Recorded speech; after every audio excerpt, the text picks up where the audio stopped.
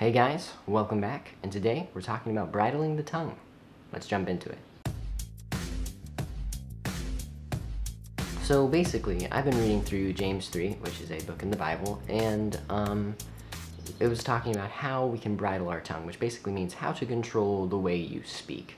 So I think we as people love to use our words. I mean, especially in an internet age, we love to talk about things on the internet. We love to just talk a lot. And a lot of the times, that can bring really good conversation about, really good thoughts, and really good things can happen.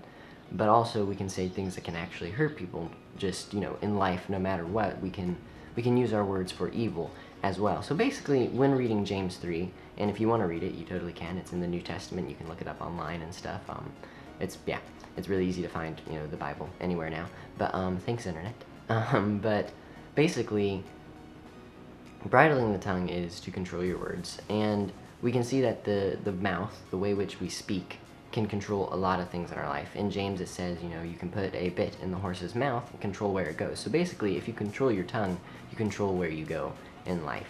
And it says a boat is, it's a huge vessel. It's pushed by the wind, but is controlled by a small rudder. So basically, our tongue, the words we say, can highly impact our lives and highly impact others, but it can also bring a lot of damage, because it says, the tongue is the only beast that can never be tamed, because, we are people, we have choice, and the way which we use our words can really affect people in good ways and bad ways. And so basically what I gleaned from that is we can really use our words for evil, but we can also use them for good. So how do we use our words for good? How do we encourage? And the reason I ask this question is it all ties into one thing that is a constant through the New Testament and through the Bible, is love. And it says God is love in John, and it's extremely important to know that love is what keeps us, I think, from saying things that are wrong. Because in Corinthians 13, which I would highly recommend reading, it says love bears all things, which bears means to be tolerant. So if someone is saying something, and maybe it's stupid, or maybe you don't agree with it, blah, blah, blah, blah, blah, but it is not the right time for you to speak against it, your love and tolerance for that person, because you love them, or you're kind to them, or they're a friend, is going to say, hey, let's not say what we might say, right? So I really believe speaking kindly ties into loving one another. And loving one another should be something we all practice. Whether you're a Christian or not, I think we should try our best to be kind, because God says love is the most powerful thing. And that's said in Corinthians 13. They talk about, prophecy, gifts, spiritual gifts, faith that can move mountains, but none of it compares to the power of love. So basically, love is what ties us together as a people, and we need to learn how to love better.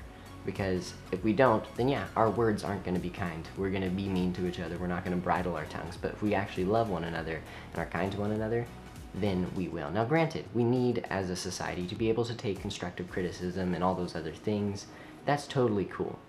But when it comes to saying things and being kind, it is our absolute job to hear people out, to listen, to hear, to say things, and to listen to what people are saying and be kind about it. Now, granted, there's going to be people that are wrong. You're going to meet people that are absolutely just saying things that are ludicrous, and sometimes you do need to speak up. You need to be like, hey, no, that is wrong.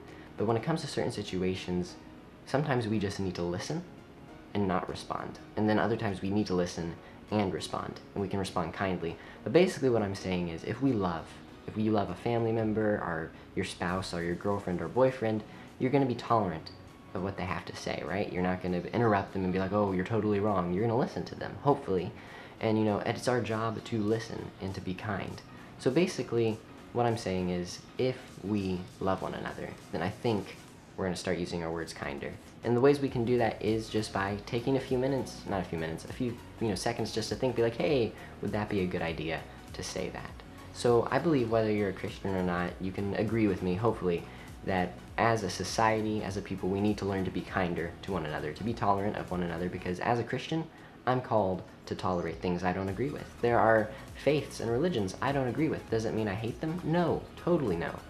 But it means I'm going to tolerate them and love them, because that's what God calls me to do. I'm called to tolerate other beliefs, and I should not get mad at people because they believe differently than me.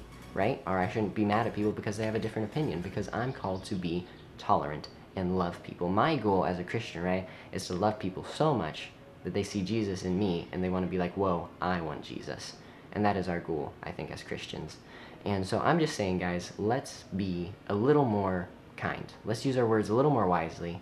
And I don't know, let's just impact people with our words, because we all have influence. You know, I have 846 subscribers, so I have a small pool of influence, but big people like PewDiePie or the President of the United States, their words have influence. People win over other people with words. Every president that's went on a campaign, you know, talks and talks and talks about all the things he's going to do and wins your vote, right? And, you know, there's some people that have done that for evil. There's been, you know, people in history that have talked and convinced people to evil, you know, like Hitler and other things. That is not good, and that's where you can use words for evil, but you can also use them for good. So words are persuasive, guys, and we have the power to use our words to influence correctly or to influence wrongly. I mean, if you have someone like a niece or a nephew in your life that you can, you know, give wisdom to, give them wisdom. Don't, you know, not give them wisdom. Don't give them bad advice, because literally we have the power to help build other people's lives. We all do. Our parents have helped build our lives. Our words can help build people, or they can destroy them. So all I'm saying is, let's use our words kindly, and you know, let's practice love, because that's what God calls us to do. So whether you're, you know, you believe in God or not, I just ask, read Corinthians 13, 1 Corinthians 13. I think it's a really good read. It's really awesome, and it just shows the love of Christ, and I think it shows us what we need to do as Christians. Nonetheless, guys, thank you for watching. I hope you enjoyed this vlog, and, you know, I know that all of us don't always believe the same. Not all of you are going to be Christians and all that stuff, and I totally understand that. That's fine. But let's, of course, keep it nice in the comments, because, you know, we need to be. Let's not be getting mad at each other or anything. But, guys, thank you for watching. Please like, comment, and subscribe, and I will see you in the next one.